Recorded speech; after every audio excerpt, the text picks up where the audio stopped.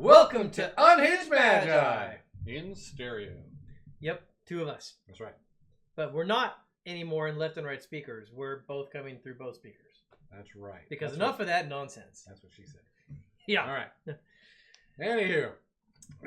So hopefully you guys have seen the other videos we made about the Flesh and Blood Pro Tour that recently happened, where the Three Musketeers drove from Florida all the way up to New Jersey and attended it.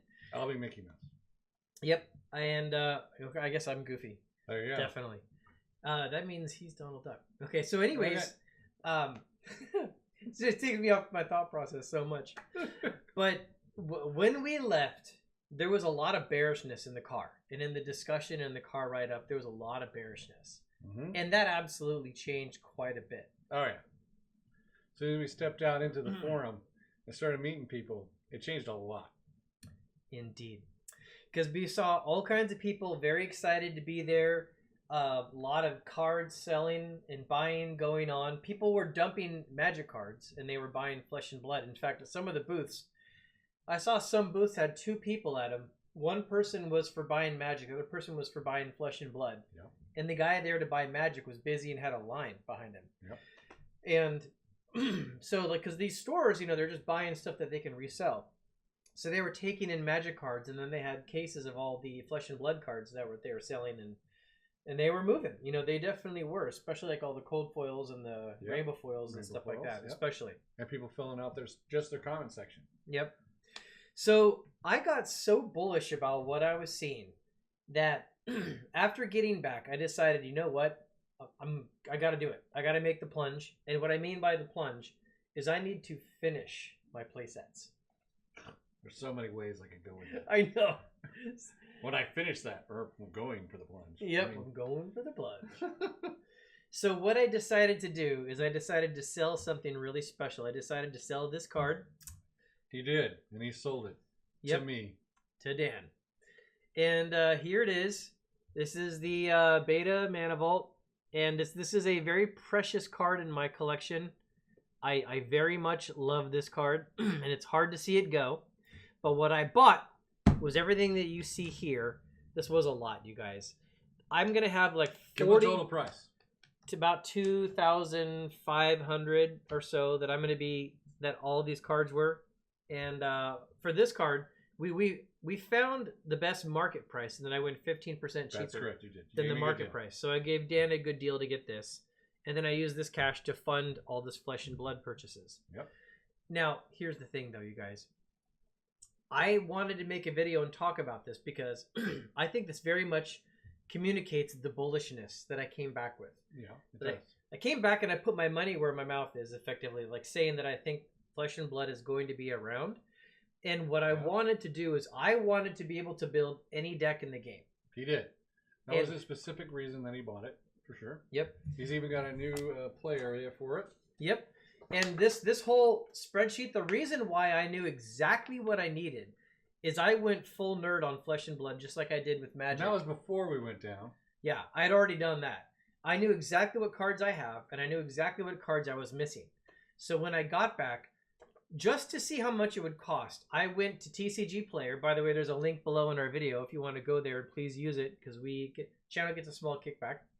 I went to TCG Player, and I put together an entire list of every single card I was missing because I just wanted to see how much it actually would be. And when I realized how much it was, I mean, especially because a lot of my stuck in there were like legendary and majestic cold foil kind of cards. Yep. So they were spendy. And so I knew I was going to have to put some serious cash into it. And so I made him an offer for this card at a 15% discount. Yep. And I snatched it. Yep. So now this is yours. Yes, it is mine. There's the official handoff. But you'll be able to see it every time I play it against you.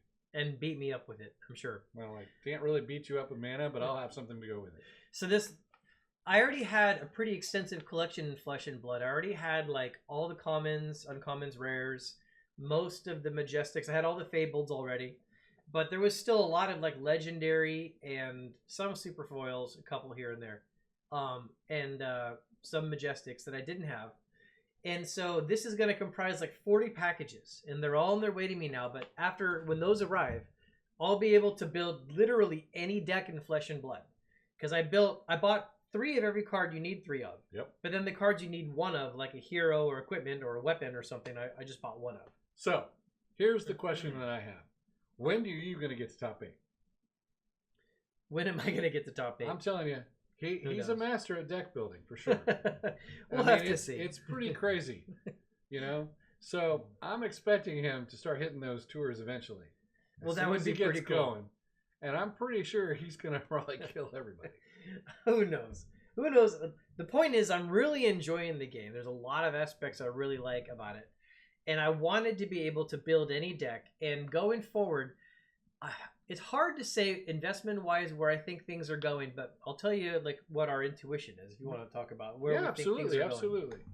We actually do think there's going to be an expansion of the player base, especially when PvE comes out. This is 100% pretty much guaranteed. And as people begin to come into PvE, they're going to start, some of those players will actually start drifting into the actual tournaments as well. And I believe that's when people are going to start finding nostalgia in the older sets. And I believe the older sets will actually begin to start to rise as more and more people start to purchase them. Which means that the box prices will actually begin to go up again. And this is an inevitable conclusion that is going to happen. Because, I mean, and I figure this badge, the Wizards of the Coast, is going to come out with their own PvE. It probably won't be as good. But that's just a speculation on my part. They do have Dungeons and Dragons, but it would be hard to transfer Magic the Gathering into that kind of zone. This is pretty much kind of designed to be that, which is amazing. Yeah. Right? And so I'm really looking forward to the PvE. And I think and I believe the player base is going to expand based on that, and I believe it will continue to flourish. Mm-hmm. All right. That is my expectation. And, you know, there's a lot to say about all that, but if someone was to say, is this the right time to, like, make a huge investment into Flesh and Blood? My default answer would be, like, there's a lot of things that are down right now in terms of investment. Like, if you just, if your goal is making money, you know, you guys... There's other places to put money. Yeah, you got cryptocurrency that's way down. You got stocks all over the board that are way down. For whatever freaking reason, I still haven't figured out why that's all tanking right now. Because it's really there's a reflection with the war, but come on. I think it's a lot of fear in the market. Yeah, personally. But watching like Amazon, Google, and all the bigger ones just crater. Yeah, I mean, I don't think they're going to stay down. I have several metrics that I look at that tell me when the big one is eventually going to hit. I do not think this is it. Yeah. I see the bond market holding really solid. Inflation is going right now, but the U.S. dollars aren't like, I mean, we're still world reserve currency. They're not completely falling off a map. People are selling off, but it seems way more to be like speculative because, like, you know, one day it sells off, the next day it rages. It's not just a straight fear-based sell-off. There's a lot of stuff I'm looking at that tells me, like, I don't think this is the big one. Yeah. I think it's a pullback and it's going to come back up. And so, like, personally, like, I've been buying a lot of stock. I've been buying, like, a lot of other investments. But the investment in Flesh and Blood is because there's 2 reasons for me. One of them is that I think that it might now actually be at a bottom. I think that's guaranteed to be at a bottom. Yeah. That doesn't mean that I think it's going to suddenly go parabolic the other way. In my viewpoint, I think it's going to be like a slow growth the other direction. That's my best guess. Based on the player base growing and moving into the cards. So I don't think it's like an immediate thing. But it's just more that, I mean, if not, there's ever a good time to buy it. Seems like now is a good time. Yep. But the thing is that, like, I want to be able to build any deck and play any deck. Exactly. So I looked at it, and I mean, I'm really going to miss this beautiful, lovely card here. You won't miss it too much because you'll be able to see it again. Yeah. But the thing is... Just like I see my fork every time you place it. Yeah, that's right. But I'm going to miss it. But at some point, I might be looking back like, you know what? I basically finished Flesh and Blood with, like, giving up this one card, like this one last card. And that's kind of crazy, honestly, that something like that could possibly happen.